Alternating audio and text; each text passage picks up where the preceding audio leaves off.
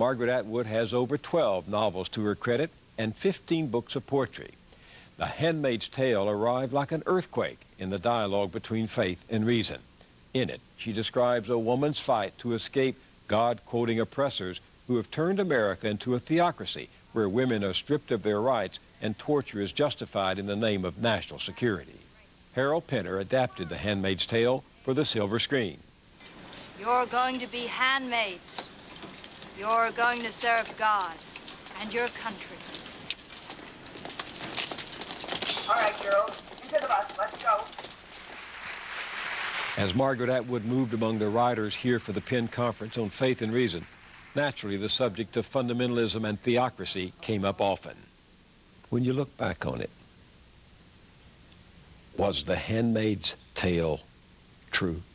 Was it true? Well, I had a man in an audience once who, during question period, said to me, well, this story must be autobiographical. And I said, how could it be autobiographical? It's set in the future. I took it as a prophetic possibility. I don't do prophecy. I know you don't. But it's a blueprint of the kind of thing that human beings do when they're put under a certain sort of pressure. And I made it a rule for the writing of this book that I would not put anything into it that human societies have not already done. Now, people said when they read The Handmaid's Tale it could never happen here, but the fact of the matter is it had happened here under the Puritans. Oh, yes, it's happened the many Salem times. Witches trial, for example. Well, the Salem witchcraft trial is, in my opinion, one of the foundation events of American history. And it was an event, we could call it a clash between mythology and politics, if you like, because it depended very much on a belief in the invisible world. Cotton Mather, who was a very prominent divine of the time, wrote a book called The Wonders of the Invisible World, which was all about the behavior of witches and the devil. And this is what people believed. They weren't being hypocrites when they did these things. They were actually scared of witchcraft and the devil, and they believed that the devil could work his way into their community through witches. So it was serious business. But it was also a hysteria. The surprise to me has been all of the stuff I learned long ago. I thought, nobody's going to be interested in this again. You know, what good is knowing 17th century theology ever going to be to me or anybody else? Surely nobody's interested. And now suddenly it's all come back because things do go around in cycles. 17th century theology, how would you sum it up? The argument about predestination. Being the elect or the not elected. Being the elect or the not elect. There is a heresy called the antinomian heresy. And somebody says that Tony Blair's a member, but never mind that. Under antinomianism, you're convinced that you are one of the elect.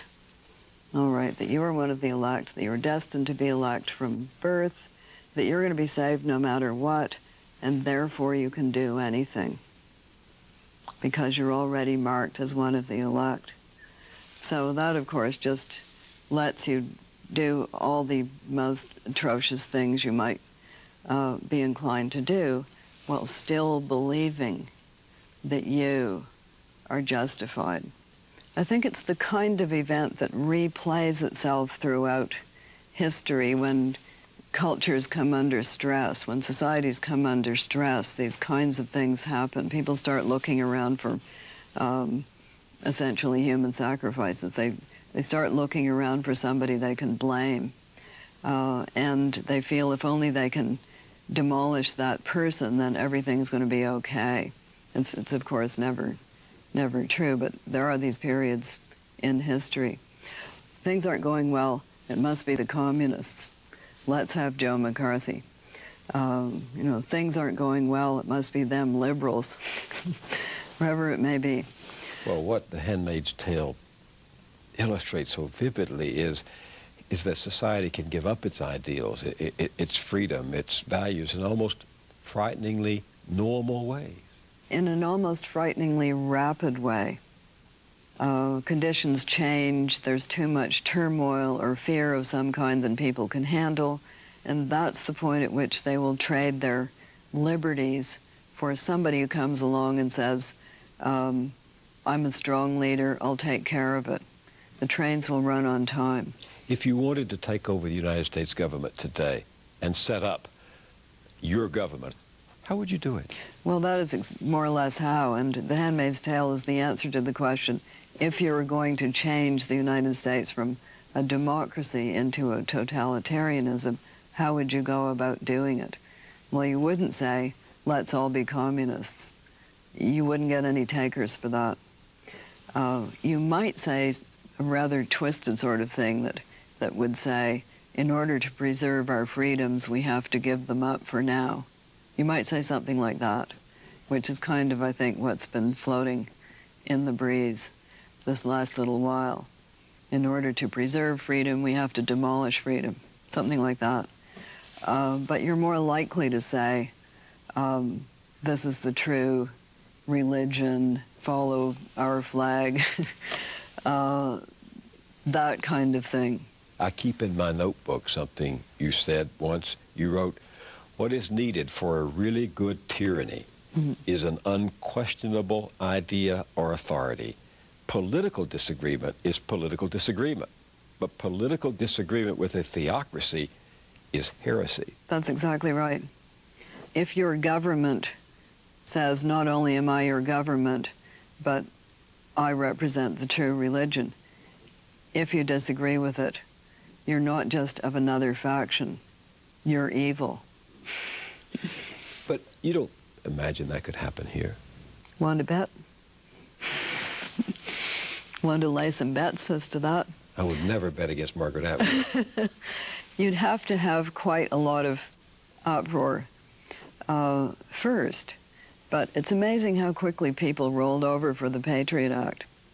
You know, they were scared enough so that they just said, oh, okay, if that's how we solve it, fine. Just don't tell me. You know, I don't want to know, don't tell me. Did you anticipate that you would be so vilified for suggesting in The Handmaid's Tale that theocracy could happen in America? Well, what has amazed me is the theocracy that I've put in The Handmaid's Tale never calls itself Christian. And in fact, it never says anything about Christianity whatsoever. Its slogans, et cetera, are all from the Old Testament. So what has amazed me was the rapidity with which a number of Christians put up their hands and said, this is an insult to us. What did it mean? It meant they hadn't read the book. It meant they hadn't read the book. Because in the book, the regime does what all such regimes immediately do. It eliminates the opposition. The Bolsheviks got rid of their nearest ideological neighbors, the Mensheviks, as soon as they had the power. They killed the lot, you know, too close to them. They got rid of any other socialists. They wanted to be the only true church brand of socialists. So any theocracy in this country would immediately eliminate all other competing religions, if they could. So the Quakers in my book have gone underground. Right. And the regime is wiping out little pockets of resistant Baptists here and there and stringing up nuns, etc., which is exactly how they would operate, because that's what happens under those kinds of arrangements. You want to be the power, the only power. Anybody who could be a rival power, you get rid of them.